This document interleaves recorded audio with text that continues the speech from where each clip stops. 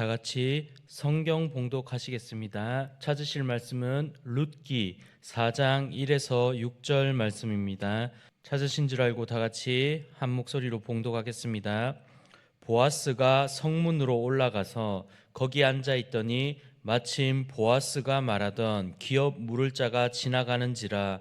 보아스가 그에게 이르되 아무개여 이리로 와서 앉으라 하니 그가 와서 앉음에 보아스가 그 성읍 장로 10명을 청하여 이르되 당신들은 여기 앉으라 하니 그들이 앉음에 보아스가 그 기업 물을 자에게 이르되 모압 지방에서 돌아온 나오미가 우리 형제 엘리멜렉의 소유지를 팔려함으로 내가 여기 앉은 이들과 내 백성의 장로들 앞에서 그것을 사라고 내게 말하여 알게 하려 하였노라.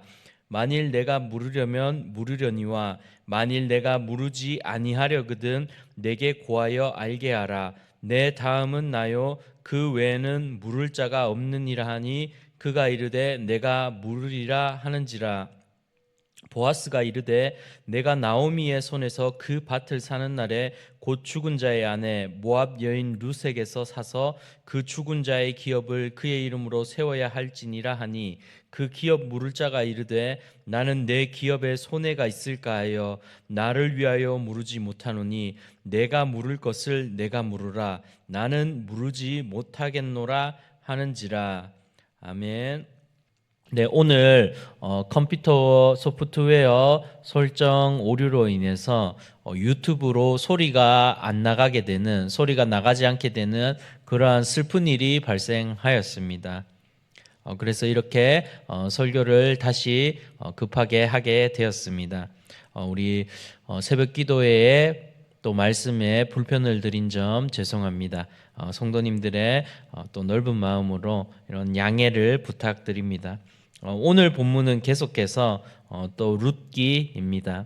이 보아스가 드디어 이제 룻을 맞이하기로 고엘 제도를 지켜서 보아스가 기업 물을 자의 책임을 다하기로 결단하고 나서 이제 공적인 일들을 처리하기 위해서 공적으로도 이것들을 사람들 앞에서 확실하게 확인하고 선포하기 위해서 성문으로 갑니다.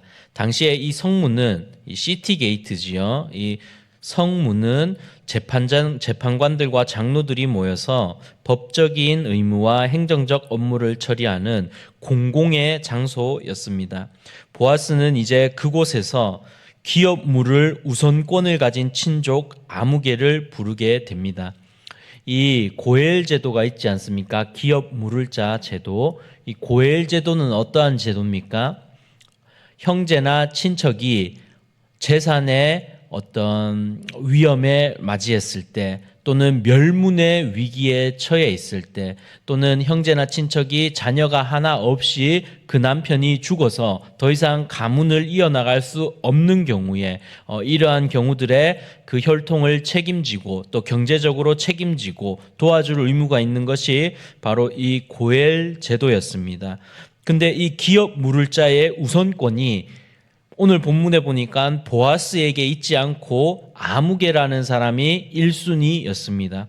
오늘 성경에서는 이 아무개라는 사람이 등장하는데 이 원어적 의미로는 이 아무개가 이름을 밝힐 가치도 없는 사람이다. 이러한 의미를 지니고 있습니다. 이름을 밝힐 가치도 없다. 그래서 성경에서는 이름을 말해주지 않고 그냥 그 사람을 아무개라고 칭하고 있습니다.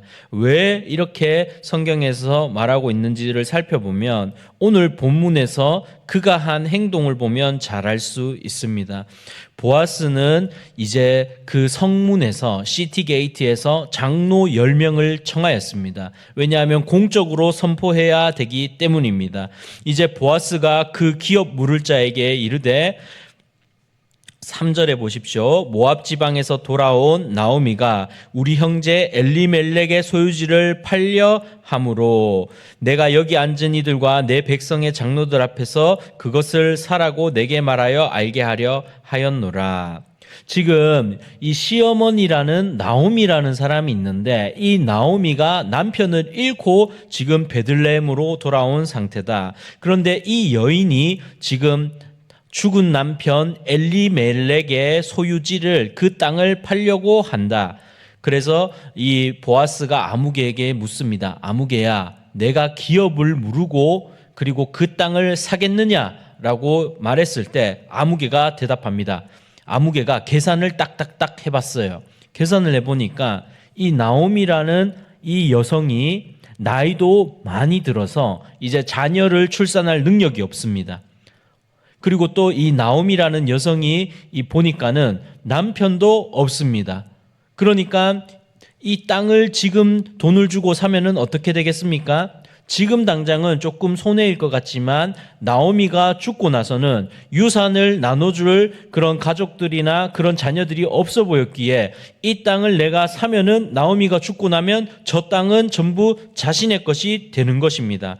그래서 이 사람이 생각하기에 소출에서 나오는 것들 나오미에게 좀 이렇게 먹을 것을 좀 주고 그 다음에 내가 저 땅을 돈 주고 좀 사가지고 나오미가 죽으면 저 땅이 다 내게 되면 우리 기업에 내 가문과 나에게 경제적으로 큰 이익이겠구나라는 판단이 서서 아무개가 말합니다. 보아스에게 그 땅을 내가 사겠다. 내가 나오미의 기업을 무르겠다라고 답변했습니다. 근데 5절에 보니까는 보아스가 다시 말합니다. 근데 나오미의 손에서 그 밭을 사는 날에 곧 죽은 자의 아내 모압 여인 루색에서 사서 그 죽은 자의 기업을 그의 이름으로 세워야 할지니라 하니라.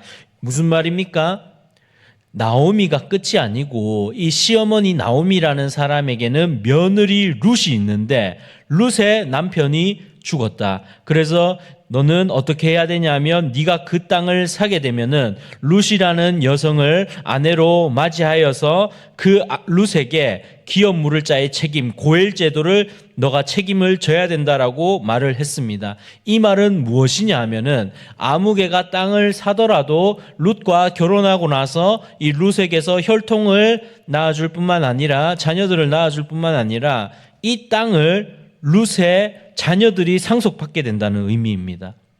혈통의 친척의 또는 형제의 가문의 재산과 또 그 혈통을 지켜나갈 의무가 이 고엘 제도에는 포함되어 있었기 때문에 기업 물을 자 제도에 이것들이 포함되어 있었기 때문에 그 땅을 사더라도 아무개는 이제 그 땅이 자신의 것이 아니라 룻과 그 룻의 자녀들 그러니까 그 혈통 가문들에게 유산과 재산을 상속할 의무가 발생하는 겁니다. 그러니까 내 땅이 아니게 되는 거예요.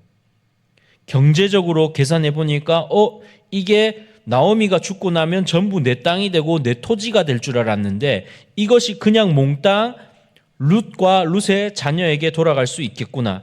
그러면은 기업을 물러야 될까 안 물러야 될까 판단을 해보니까 이 아무개가 대답합니다. 나는 그 땅을 사지 않겠다. 내가 기업을 무르지 않겠다라고 답변합니다. 나는 기업 무르지 않을 테니까 보아스야 네가 네가 기업 무를 자가 되어서 너가 이 일을 담당하라라고 지금 6절에 말하고 있습니다. 6절에 보시면 내가 물을 것을 내가 무르라. 나는 무르지 못하겠노라. 왜 못합니까? 나는 내 기업에 손해가 있을까 하여 나를 위하여 무르지 못하겠다라고 지금 이 아무개는 대답하고 있습니다. 아무개는 지금 자신의 삶의 결정을 내리는 데 있어서 하나님의 말씀, 하나님을 사랑하고 이웃을 사랑하고 그러한 것들이 자신의 삶의 기준이 아니었습니다. 아무개가 보기에는 나한테 경제적으로 이득이 되냐 안 되냐, 이것이 나한테 돈이 되냐 돈이 안 되냐, 이것이 바로 아무개의 판단 기준이었음을 알 수 있습니다.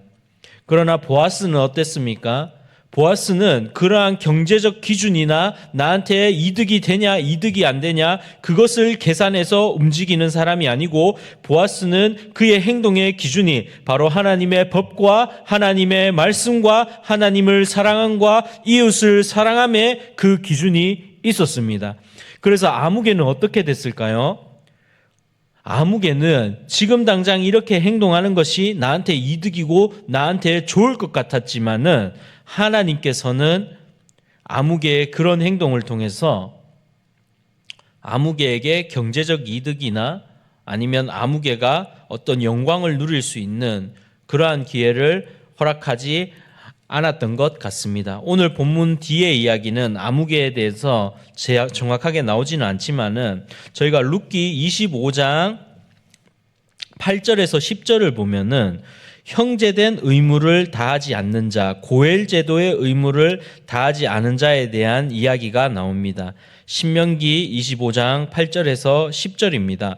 고엘 제도, 기업 물을 자, 형제된 의무를 행하지 아니한 자들에게 어떻게 말하냐면 8절에 그 성읍 장로들은 그를 불러다가 말할 것이며 그가 이미 정한 뜻대로 말하기를 내가 그 여자를 맞이하기를 즐겨하지 아니하노라 하면 9절에 그의 형제의 아내가 장로들 앞에서 그에게 나아가서 그의 밭에서 신을 벗기고 그의 얼굴에 침을 뱉으며 이르기를 그의 형제의 집을 세우기를 즐겨 아니하는 자에게는 이같이 할 것이니라 하고 이스라엘 중에서 그의 이름을 신벗김 받은 자의 집이라 부를 것이니라. 무엇입니까? 형제에 대한 의무, 이 고엘 제도에 대한 의무, 이 하나님의 말씀과 법을 지키지 않는 이 자에게 무엇이 있었습니까? 바로 이런 치욕스러운, 정말 너는 불명예스러운 사람이다라는 취급을 받게 되는 그러한 일들이 있었습니다. 그래서 오늘 본문에 등장하는 이 사람이 이름조차 언급하지 않는 것입니다. 아무개, 이름을 말할 가치조차 없는 자다라고 오늘 본문에 등장하고 있고 성경에서는 또 역사에서는 그를 이러한 사람으로 대우하고 취급하고 있습니다. 그는 경제적 계산에 따라서 지금 이 땅을 살아가는 자신의 삶의 현실 속에서 내가 생각해 보니까는 이렇게 하면 나한테 이득이고 저렇게 하면 나한테 이득이 안 되는구만, 이런 그러한 기준 가치들을 통해서 살아갔습니다. 하나님의 말씀, 하나님의 의무, 그러한 것들은 신경 쓰지 않고 정말로 계산적으로 움직였습니다.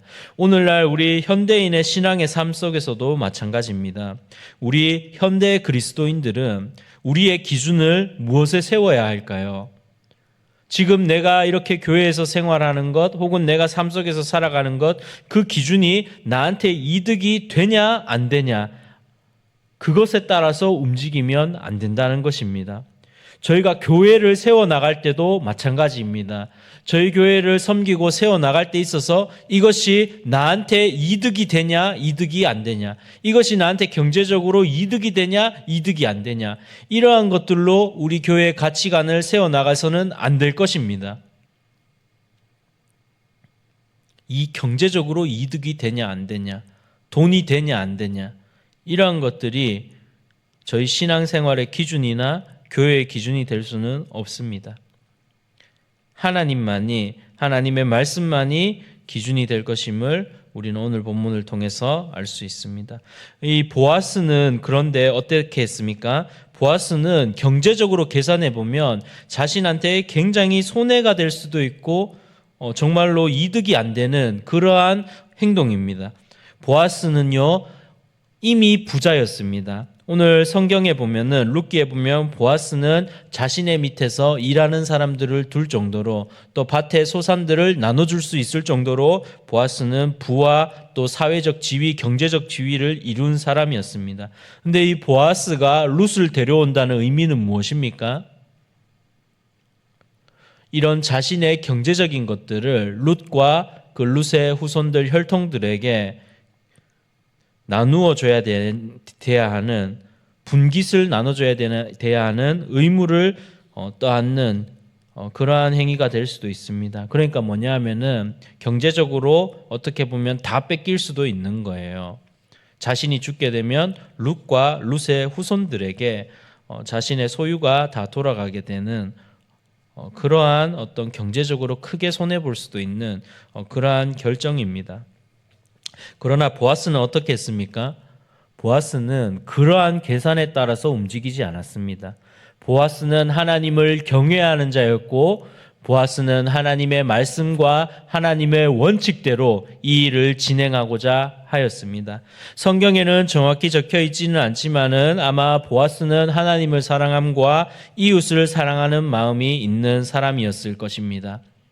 남편을 잃은 나오미를 보면서 또 남편을 잃은 그 룻을 보면서 그 시어머니와 그 며느리 룻이 하나님을 믿고 신앙을 지키면서 또 그 정말로 어떤 생명의 위기에 있는데 그 베들레헴 땅에서 둘이 같이 살아가고 있는 모습을 보면서 긍휼한 마음도 생겼을 것입니다. 물론 성경에는 안 적혀 있지만 또 룻이라는 여성이 보아스의 마음에 정말로 들었을지도 모릅니다.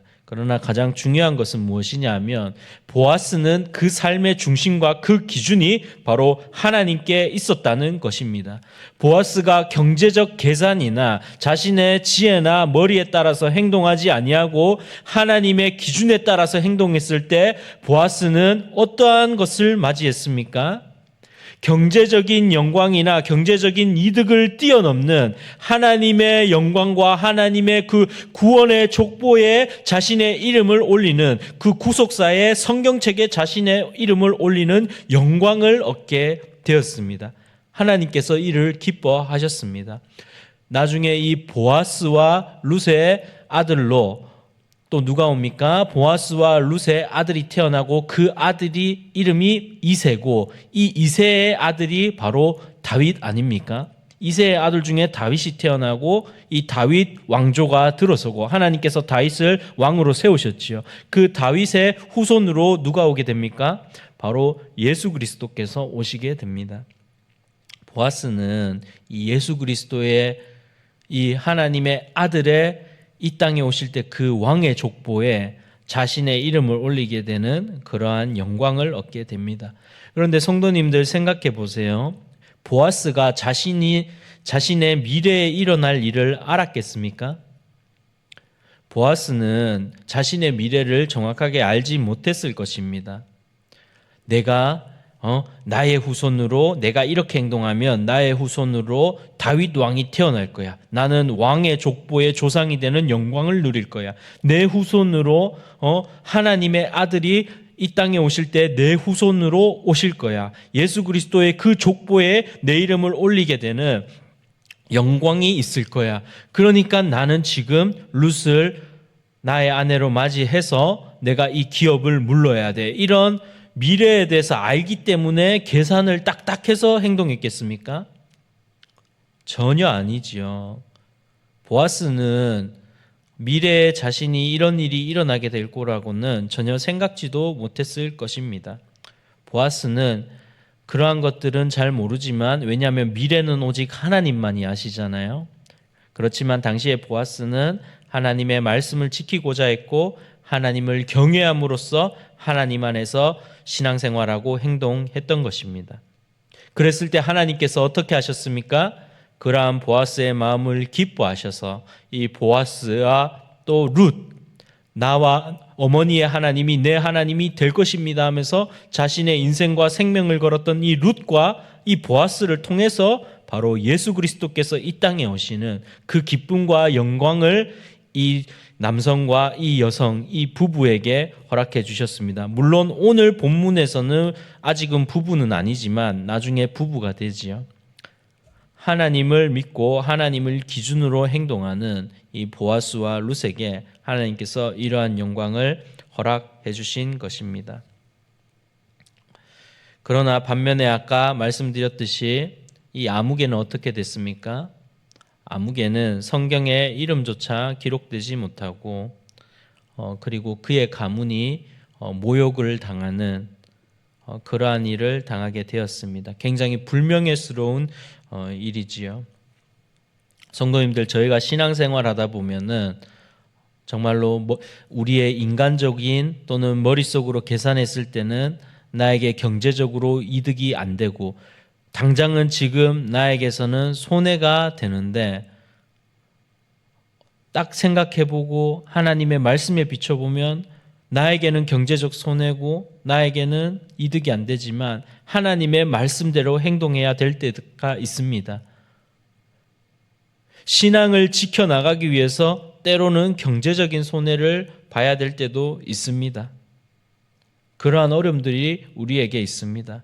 그러나 우리는 나의 이득이나 나의 계산을 위해서 움직이는 것이 아니라 하나님 안에서 옳은 것을 선택할 수 있는 용기와 실천이 있어야 됩니다.